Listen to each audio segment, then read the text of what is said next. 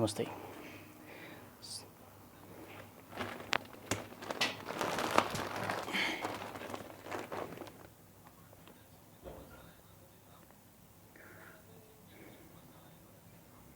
Good evening and good evening. सम्पूर्णलाई स्वागत छ। सकारात्मकताको पहिलो खुड्किला सोचको यो वाचनमा आदरणीय कर्ण साक्य सरले लेख्नु भएको यो सोच किताब मेरो निकै मन छुने किताबहरूमध्ये एक किताब हो, जसलाई पढेपछि धेरै सोच अनि चिन्तनमा बगेर कैयौँ रात निदाउन सकेको थिइनँ म पनि। फेरि पनि यो तेस्रो पटक पढ्दैछु म यो किताबलाई। सायद यो किताबको खासियता भनेकै त्यही होला। त्यसैले म यो वाचनमा हजुरहरूलाई पनि समावेश गर्न चाहन्छु। जब मानिस हरेक परिस्थितिमा आफूलाई नितान्त एक्लो पाउने गर्छ, जब मानिस हरेक परिस्थितिमा आफूले आफूलाई नितान्त एक्लो पाउने गर्छ, तब मानिसहरू अरूको साथ र अरूको आशावादी सोचको सङ्कल्पतिर नजर डुलाउने गर्छ। तर वास्तवमै भन्ने हो भने त आफूभित्रकै सकारात्मक सोचले मात्रै हामी सबल र सक्षम भई हरेक मार्गमा अघि बढ्न सक्छौँ। त्यस्तै सफलताको कहानी र आफ्नो जीवनका मिठा मिठा फलहरू सँगालेर लेख्नु भएको र जिन्दगीसँगको युद्धमा आफूले हिरो साबित भएको कर्ण साक्य सरको यो किताब तेस्रो पटक पढ्दाखेरि सँगै पढौँ झै लाग्यो मलाई पनि, र केही सेयर गरौँ झै लाग्यो तपाईँहरू समक्ष पनि। जब हामीले हिजोको श्रृङ्खलामा हामीले पहिलो क्रमाङ्क सहित सुरु गरेका थियौँ नसोचेको सोच, जसमा हामीले सिकेका थियौँ शिक्षा त्यतिखेर मात्रै एउटा माझी र एउटा ज्ञानीको कथा बिचमा हामीले थोरै पाएका थियौँ। जसरी एउटा हरेक परिस्थितिमा हामीलाई शिक्षाले होइन, जब शिक्षाको प्रयोग गरिन्छ तब मात्रै शिक्षित हुनुको वास्तविक तात्पर्यता हामीले पाउने गर्छौँ। जीवनका हरेक प्रभावमा आफूले लिएका शिक्षाहरूलाई अमल र अनुसरण गर्दै अघि बढ्न सके मात्रै हामी जीवनको प्रयोगात्मक विषयलाई सुन्न, देख्न र आफूले मनले अनुभव गर्न सक्छौँ भन्ने कुरा नै हामीले जीवनबाट सिक्दै जाने जमर्को गर्नुपर्छ। त्यस्तै कुरा सिकाउँदै र आफ्नै स्वदेशमा केही गर्नुपर्छ भन्दै युवाहरूलाई सचेतताका साथमा हौसला प्रदान गर्ने हाम्रो कर्ण साक्य सरलाई हृदयदेखि नै आभार व्यक्त गर्न चाहन्छु। हाम्रो यो दोस्रो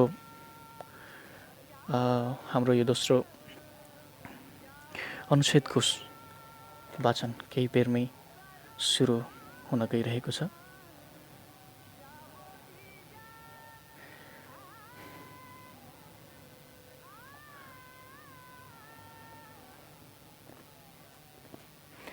आजको पहिलो टपिकको नाम रहेको छ किन लेखेँ मैले यो किताब।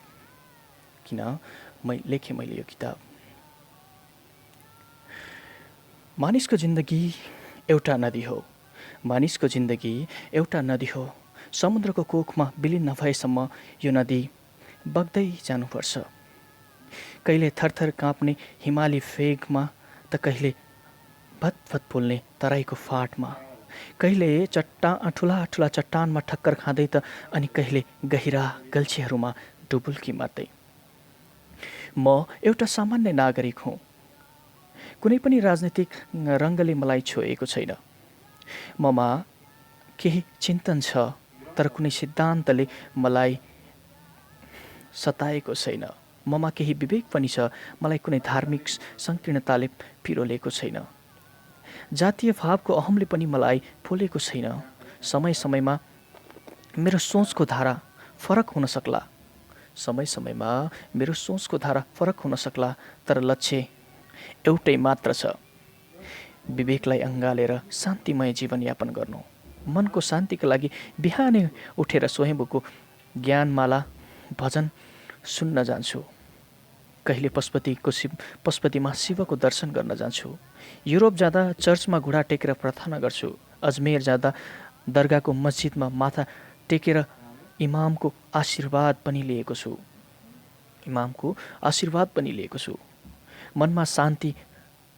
मनमा शान्ति जुनसुकै पवित्र स्थलमा पनि गए पनि प्राप्त हुँदो रहेछ। त्यसैले भाषा, जात र धर्मको सङ्कुचित पर्खाल बनाएर मेरो मनको फराकिलो टुडीखेललाई साँघुरो बनाउन चाहन्न। त्यसैले भाषा, जात र धर्मको सङ्कुचित पर्खाल बनाएर मेरो मनको फराकिलो टुडीखेललाई साँघुरो बनाउन चाहन्न। एकचोटि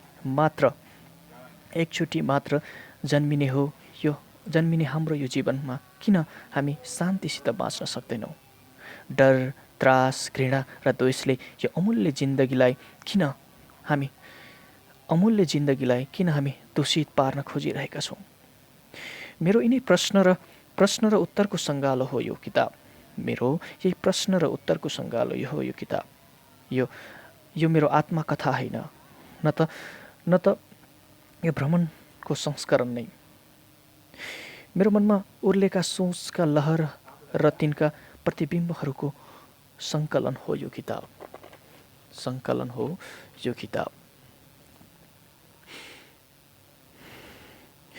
मेरो मनमा उर्लेका सोचहरू, लहरहरू र तिनका प्रतिबिम्बहरूको सङ्कलन हो यो। पेसाले म एक साधारण उद्यमी हुँ, तर कहिलेकाहीँ शोखका लागि अङ्ग्रेजीमा संरक्षण र पर्यटनको विषयमा केही लेख्ने गर्छु। दुई चारवटा किताब, केही दर्जन लेख र कार्यपत्रहरू लेखिसके पनि मैले आफूलाई लेखक र साहित्यकारको रूपमा कहिले हेर्ने गरेको छैन।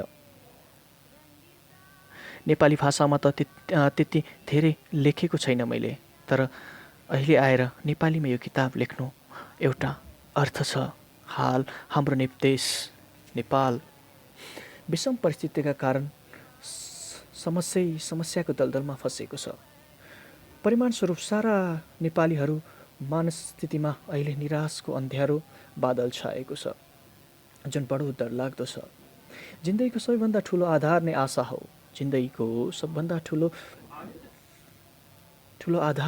हो। आशा नै हरायो भने बाँच्नुको अर्थ रहँदैन। तर मलाई विश्वास छ नेपालमा आशालाई जगाउन सकिन्छ भनेर।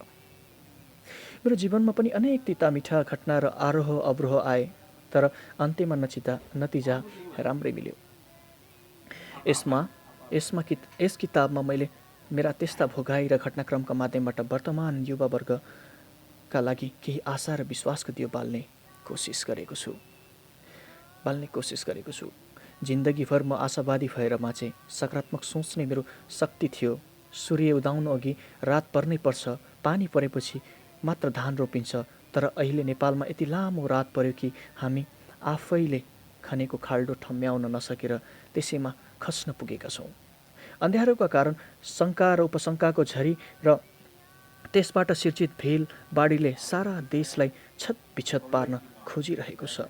स्वर्ग जस्तो हाम्रो यो देश कसरी नर्कतुल्य भयो, कसैले बुझ्न सकेनन्।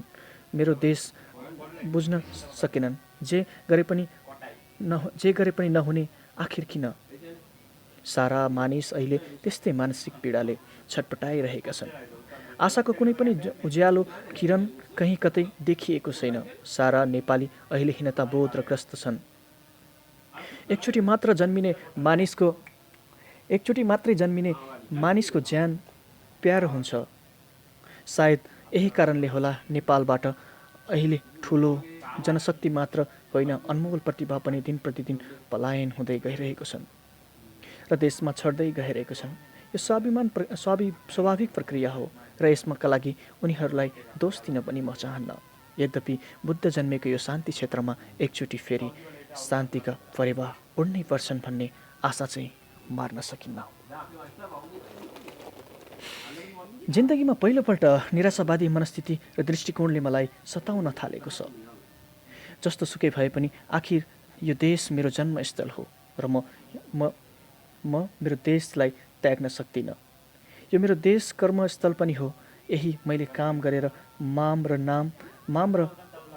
नाम कमाएको छु। माम नमरुन्जेल यही शान्तिपूर्वक ममा नमरुन्जेल यही शान्तिपूर्वक बाँच्ने अभिलाषा पनि छ। यो जन्मभूमि, कर्मभूमि र मरणभूमि पनि हो। कदाचित यो देश नर्कै भयो भने पनि यसभित्र मैले स्वर्ग खोज्नै पर्छ। भन्छन् सास भएसम्म आश हुन्छ र त्यही आशको खोजी यो किताबमा गरिएको छ।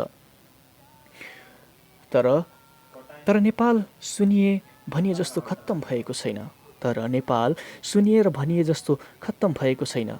गहिरिएर सोच्ने हो भने, भौतिक विकासका दृष्टिकोणले हेर्ने हो भने पनि देशप्रति निराश हुनुपर्ने अवस्था छैन।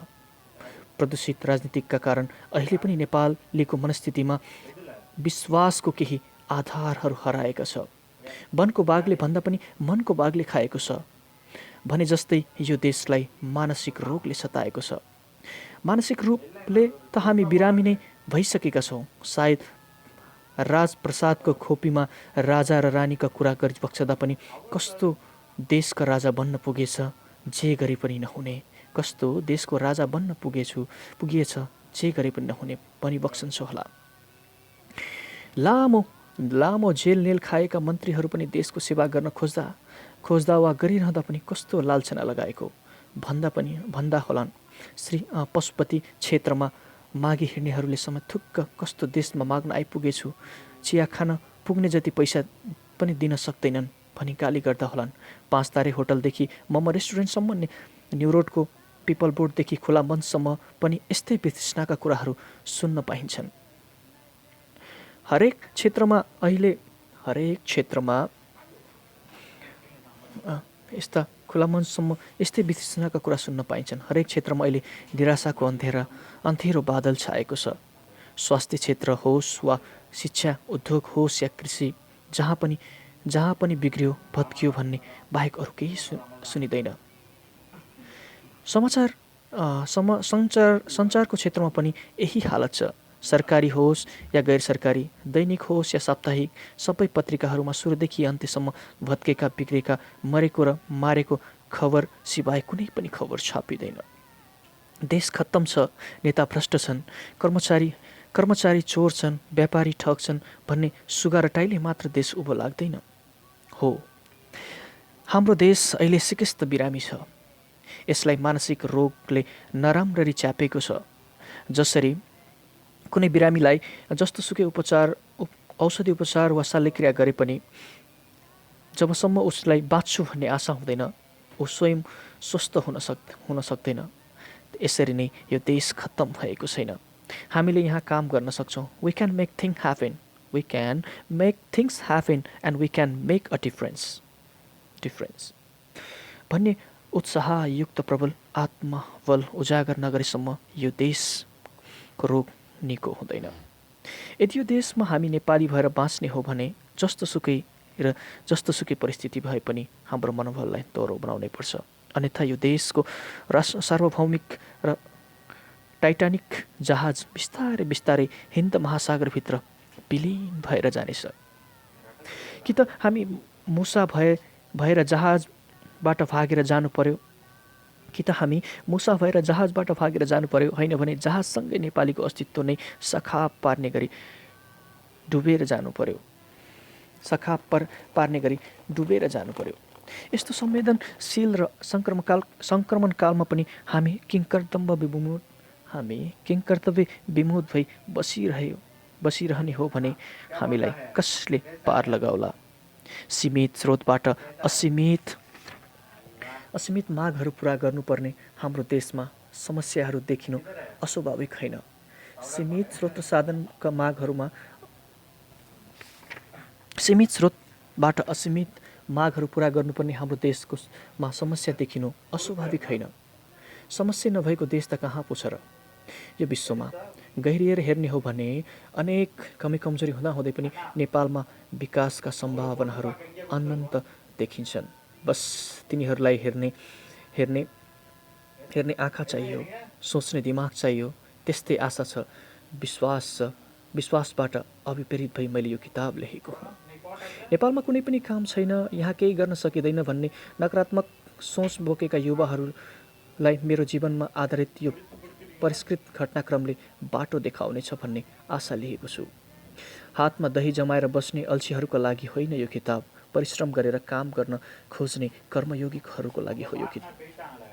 नेपालमा धेरै लायकको जनशक्ति छ जसले आफ्नो भिजनलाई, मिसनलाई र परिवर्तन गर्न सक्छ। नेपालमा धेरै लायकको जनशक्ति छ जसले आफ्नो भिजनलाई, मिसनमा परिवर्तन गर्न सक्छ, सपना साकार पार्न सक्छ अनि मेहनत गरेर सृजनशील काम गर्न सक्छ। समस्याबाट भाग्ने भगुवाहरूको लागि त संसारमा पनि कहीँ ठाउँ छैन, तर चुनौतीको सामना गर्ने व्यक्तिहरूका लागि यो देशमा अथाह सम्भावना छ। यो देशमा अथाह सम्भावना छ। मात्र खाँचो छ त सोचको। यस्तो निराश व्यक्तिहरूको मनस्पटलमा एकचोटि सकारात्मक सोच जगाउन सकियो भने यो देशलाई उन्नतिको बाटोमा अवश्य लम्किन सक्छ। यो मेरो विश्वास हो। म जहाँ गए पनि, जसलाई भेटे पनि सकारात्मक सोचकै कुरा मात्र गरिरहेको हुन्छु। मलाई लाग्छ प्रारम्भमा एकजनाले नै भए पनि आशा र विश्वासको बत्ती अरूको मनमा बाल्न सक्यो भने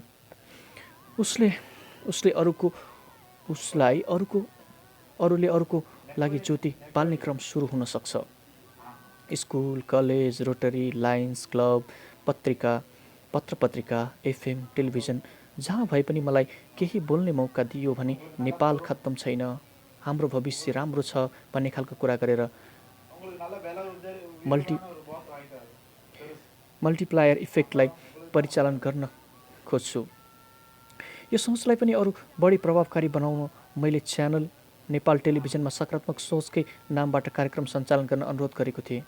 सुमित्रा कश्यपको प्रसारणबाट प्रयासबाट च्यानलमा नेपालमा सो कार्यक्रम दर्शकमाझ मनमा ए देश त बिग्रिएको रहेनछ भन्ने एउटा विश्वासको केही हदसम्म जगाउन सक्यो।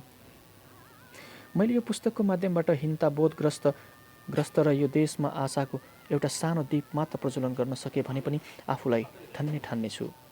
मैले अघि नै भनिसकेको छु, म व्यावसायिक लेखक होइन, न त हुँ साहित्यकार। लेखन मेरो पेसा पनि होइन, तर देशमा विद्वान डरलाग्दो परिस्थितिलाई ठुलो हेर्न नसकेर मनमा लागेका केही भावनात्मक कुराहरू आफ्नो क्षमताले भए अनुसार एउटा जिम्मेवारी नागरिकका हैसियतमा सोचो र सरल पाराले खुसुक्क लेखेको मात्रै हुँ।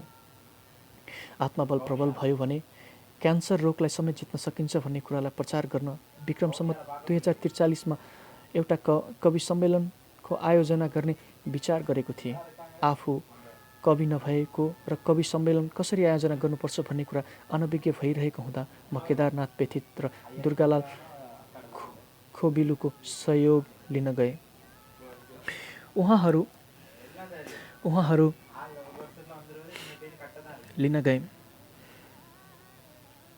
पेथितको सहयोग लिन गए। उहाँहरू दुवैजना कृपापूर्वक मेरो घरमा आइदिनु भयो।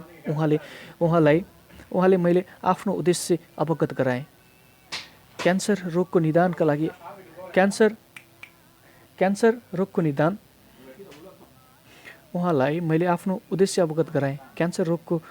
लागि आशा र विश्वासको आवश्यकता र महत्त्वपूर्ण उद्देश्यलाई पनि महसुस गर्नुभयो। त्यसैले विषयलाई लिएर कवि सम्मेलनको आयोजना गरिदिने आश्वासन दिनुभयो। कुरा गर्दै सो कवि सम्मेलनमा मैले पनि क्यान्सर विषयमा आधारित सानो कविता वाचन गर्ने मनसाय राखेँ। जिन्दगीका अत्यन्त दुःख घडीहरूमा मैले नेपाली भाषामा जम्मा 3वटा कविता लेखेको थिएँ। जब मैले चितवनको राप्ती नदीमा भाले चखेवाको शिकार गर्दा पोथीले आत्महत्या गरेको देखेँ, त्यति बेला लेखेको मैले पहिलो कविता। तत्पश्चात मैले कहिले शिकार नगर्ने प्रण गरेको थिएँ। दोस्रो कविता सन् 1982मा लेखेँ जब मेरो जिन्दगी अत्यन्तै अप्ठ्यारो मोडमा गुज्रिरहेको थियो र मैले कठिन एवं मार्मिक निर्णय लिनु परेको थियो।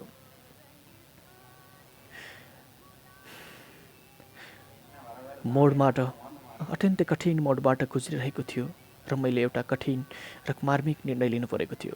तेस्रो कविता त्यति बेला लेखेँ जब अथक प्रयास गर्दा गर्दै पनि मैले क्यान्सर रोगबाट पीडित आफ्नै धर्मपत्नी र छोरीलाई बचाउन सकिनँ। मनमा मनमा भावुकता उम्लिएर नअटाएपछि मान्छे नसोचेको नचिताएको नयाँ नयाँ कामहरू पनि गर्न तम्सिँदो रहेछ।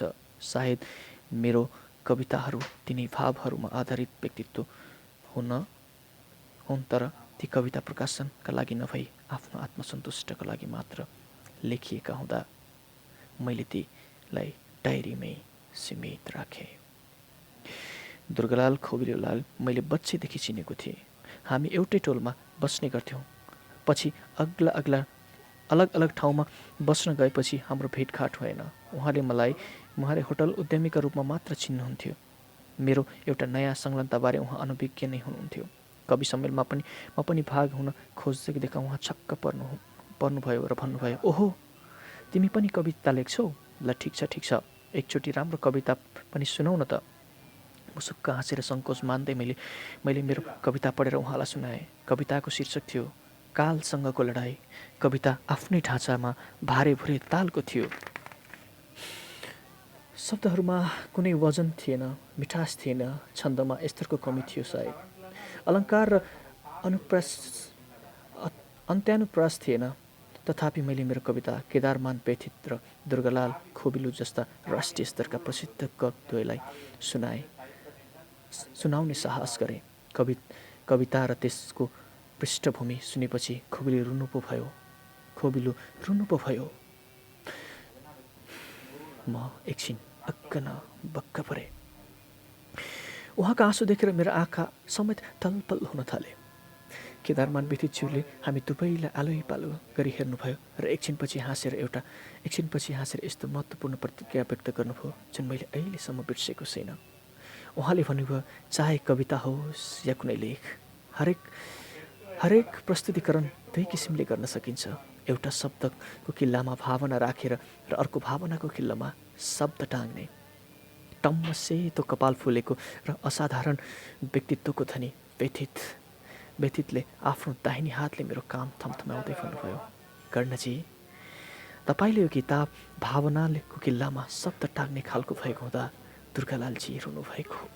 बस यो मेरो किताब व्यथितज्यूले भने जस्तै मैले मनभित्रको उर्लेको आफ्नो जिन्दगीका तरङ्ग र अन्तरङ्गकालाई चिप्रोले नचपाए, घाँटीमा नअड्काए सोझै पोखेको छु। यसमा उल्लेखित सम्पूर्ण घटनाहरूलाई मेरो जीवनका कटु सत्यमा आधारित छन् र मनमा केही भावनाहरूलाई भरसक सरल भाषामा व्यक्त गर्ने कोसिस गरेको छु। तसर्थ पाठकवृन्दमा मेरो प्रस्तुतिको प्रणको शब्द र शैली बढी ध्यान नदिई मेरो भावनात्मक ज्वारभाटालाई पुछिदिनु हुन र यसमा कुनै भुल वा कमी कमजोरी रहेका छन् भने क्षमा समेत गरिदिनु हुन अनुरोध गर्दछु। अन्त्यमा तारिफ योग्य व्यक्तिको नाम मैले यो किताबमा समावेश गरेको छु, तर जानी त्यस्ता व्यक्ति विशेषको नाम समावेश गरेको छैन जसले नाम मैले उल्लेख गर्दा उहाँहरूलाई प्रतिकूल असर पर्न सक्छ। यो किताबको नोट लेखनमा मलाई भाइ साकार कपाली, कम्प्युटर टाइपराइटरमा भाइ राजेन्द्र श्रेष्ठ र भाषा शुद्धिकरणमा मद्दत गर्ने मेरा मित्र पेश खरेललाई धन्यवाद ज्ञापन दिन चाहन्छु। साथै श्रद्धेय भैरव सिरवालज्यू र अत्यन्त सृजनशील मित्र अनिल चित्रकारलाई क्रमशः नेपाली र अङ्ग्रेजीमा यो किताबबारे 2 शब्द लेखिदिनु भएकोमा कृतज्ञता ज्ञापन गर्न चाहन्छु।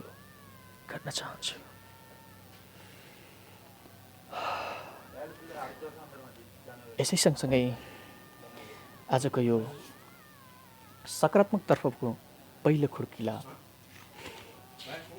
सोच किताबको पहिलो भाग किन लेखेँ मैले किताबको वाचन यहीँ सकिन्छ। आफूलाई सकारात्मक राख्दै आफ्नो सकारात्मक जीवनलाई मुस्कुराई अघि बढाउन प्रेरित गर्ने यस किताबका लेखक कर्ण साकेत सरलाई फेरि पनि धन्यवाद दिँदै आजको वाचन बाट म प्रकाश श्रेष्ठ बिदा हुन चाहन्छु। Stay safe and positive. सकारात्मक सोच सकारात्मकतातिरको पहिलो खिड्किला हो जुन हामीले अघि बढ्नु अघि टेक्नै पर्छ भन्दै शुभरात्रि भन्दै बिदा हुन चाहन्छु। नमस्ते, शुभरात्रि।